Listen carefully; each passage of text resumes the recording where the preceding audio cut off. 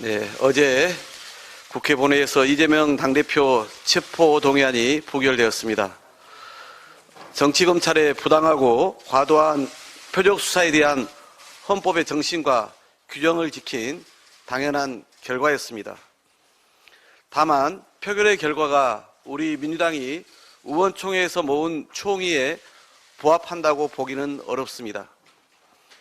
표결 결과가 주는 의미를 당 지도부와 함께 깊이 살피겠습니다. 어제의 일로 당이 더 혼란이나 분열로 가서는 안 됩니다. 이번 일을 계기로 당의 단일한 대우를 위해 더 최선을 다하겠습니다. 기득권 카르텔을 깨고 더 자유롭고 공정한 시스템을 만들고 함께 실천할 때 혁신은 이루어지는 것입니다. 바로 대통령이 어제 연세대 졸업식에 참석해 읽은 축사의 일부입니다. 참 좋은 말입니다. 그런데 아이러니합니다. 대한민국 최고의 기득권 카르텔, 바로 윤석열 사단입니다. 법무부 장관, 인사기획관, 인사비서관, 공직기강 비서관, 금감원장에 이어 바로 엊그제 국가수사본부장까지 정점을 찍으려다 이른바 정순신 학폭 사태로 전 국민의 장본을 산 장본인이 대체 누구란 말입니까? 어제는 아쉽다던 대통령실이 오늘은 빠르게 수습했다며 자화자찬합니다. 집권당은 사퇴했으니 된 거 아니냐며 반문합니다. 정말 대단합니다. 누구 하나 국민 앞에서 진심으로 참여하거나 사과할 줄 모릅니다. 한결같이 오만한 변명으로 국민을 기만할 뿐입니다. 드라마보다 더한 현실 앞에서 국민만 망연자실에 빠져 있습니다. 정순신 사태는 제대로 기능할 수 없는 검사 통일체 막장 시스템에 예견된 참사입니다.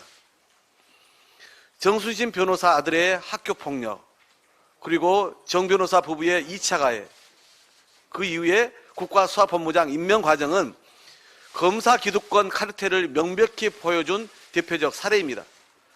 보도에 따르면 1차 검증을 맡은 법무부 검사는 2018년 학교폭력 논란 당시 정 변호사와 같은 검찰청에서 근무했다고 합니다. 어제 법무부는 인사검증 여부조차 확인을 거부하더니 결국 1차 검증 사실이 탄로나자 말도 안 되는 변명으로 일관했습니다. 정순신 변호사의 사시동기인 한동훈 장관은 학폭 문제를 전혀 알지 못했다며 법무부는 기계적 검증만 담당한다고 둘러댑니다. 부실 인사 검증이 아니라 검사에 의한 검사를 위한 인사였을 뿐입니다. 피해자에게 2차 가해를 일삼는 인사가 대통령 측근 검사 출신이란 이유만으로 3만 명이 넘는 국가 경찰의 수장이 될 수 있는 것이 윤석열 정권의 인사 시스템입니다. 정순신 사태는 끼리끼리 검사 기득권 카르텔에 의한 부당한 내부 거래이자 국가 인사 시스템을 무력화시키는 역대 최악의 인사 참사입니다. 현직 검사의 권력형 학폭 무마, 법무부 인사검증관리단의 검증 혜택, 검찰 출신 인사 무사 통과를 강행한 대통령실 등 정순신 사태를 둘러싼 의혹과 책임을 철저히 규명해야 합니다. 민주당은 정순신 인사 참사 진상조사 TF를 구성했습니다. TF가 중심이 되어 진상을 규명해 나가겠습니다. 반복된 인사 참사에도 사과하지 않는 대통령입니다. 대통령은 국민 앞에 사죄하고 인사 시스템을 전면 쇄신하라고 촉구드립니다. 집권 여당 전당대회가 윤심 지명대로 전락하더니 윤심 후보인 김기현 의원의 울산 땅 투기 의혹으로 진흙탕 싸움이 되어 갑니다. 의혹의 핵심은 왜 기존 계획과 달리 울산 KTX역 연계도로가 김기현 후보 땅을 지나가는 안으로 설계 변경이 이루어졌는지 하는 것입니다. 특히 변경된 안은 기존 후보지 3개를 완전히 배제했습니다. 매입 경위부터 도로 노선 변경까지 의심스러운 대목이 한두 군데가 아닙니다. IMF의 외환위기로 부도 위기에 처한 교회 지인으로부터 땅을 매입했다더니 지인이 땅을 산 지 열흘 만에 김 후보가 사들인 기록이 드러났습니다. 그 이전에도 해당 지인과 부동산을 거래한例까지 불거지면서 교회 지인이 아니라 부동산업자가 아니냐는 의혹마저 제기됐습니다. 새로운 설계 변경으로 막대한 시세 차익을 본 것 역시 팩트입니다. 온갖 의혹이 꼬리를 물고 있는데 김기현 후보는 국가수사본부에 고발도 아닌 셀프 수사를 의뢰하고 나섰습니다. 의혹의 당사자는 김기현 후보입니다. 당대표 후보로서 국민 앞에 의혹을 해소하는 것이 우선이것만 의혹을 제기한 이들을 입막음하겠다는 것은 국민을 기만하는 것에 불과합니다. 오죽하면 의혹을 제기한 당권 경쟁자가 의혹을 밝히기 위해 스스로를 고소 고발하라는 주장까지 하겠습니까? 김기현 후보는 집권당 당대표 후보로 나선 것을 명심해야 합니다. 공당의 유력 주자로 제기된 의혹에 대해 하나부터 열까지 국민 앞에 제대로 소명하는 것이 마땅한 책무입니다. 셀프 수사 의뢰쇼로 더는 국민을 기만해서는 안 됩니다. 아무리 윤심을 등에 입은 후보라지만 국민 검증까지 피해갈 수는 없습니다. 납득할 만한 계약 경위 등 울산 땅 투기 의혹 전반에 대해 국민 앞에 소상히 밝힐 것을 촉구합니다.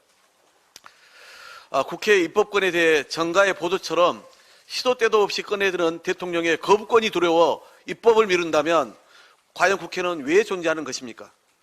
국회의장의 양곡관리법 일방적 상정 보류에 유감을 표합니다. 민주당은 국회의장이 공식 약속한 3월 임시의 첫 본회의에서는 반드시 양곡관리법을 처리하겠습니다. 거듭 말씀드리지만 양곡관리법 수정안은 민주당 단독안이 아닙니다. 농민, 농해수위, 의장 중재안은 물론 정부 여당의 우려까지 충분히 수렴해 심사숙고했고 의견을 반영했습니다. 여당에 계속 시간을 주면서 설득하고 또 설득해 왔습니다. 이런 과정을 다 거쳤기 때문에 의사 일정 변경 동의안으로 처리하려 했으나 의장이 최종 조정의 시간을 요청하셨기에 그 의견은 존중하겠습니다.